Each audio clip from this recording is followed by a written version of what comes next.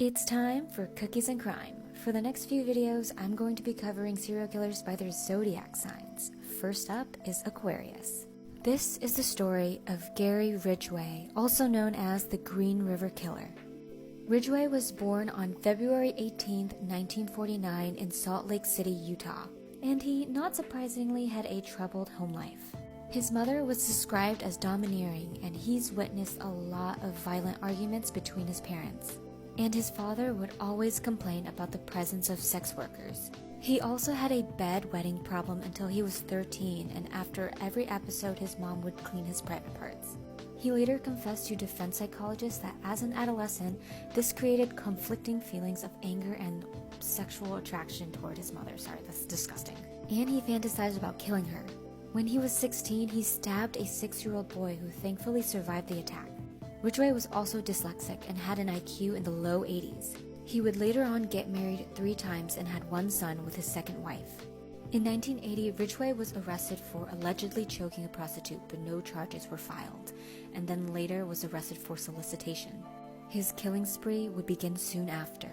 His first victim would be a 16-year-old girl who went missing after leaving her foster home in July 1982.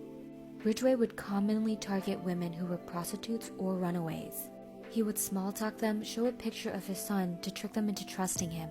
He would dump most of his victims' bodies in the Green River in Washington, dubbing him the Green River Killer. He also dumped bodies in wooded areas around Seattle-Tacoma International Airport and other dump sites within South King County. He's also dumped several bodies in the Portland, Oregon area. Ridgway would terrorize the Seattle and Tacoma, Washington area throughout the 1980s and 1990s and is believed to have murdered at least 71 teenage girls and women. Ridgway had reported that he had killed so many that he lost count, but the majority of the murders occurred between 1982 and 1984.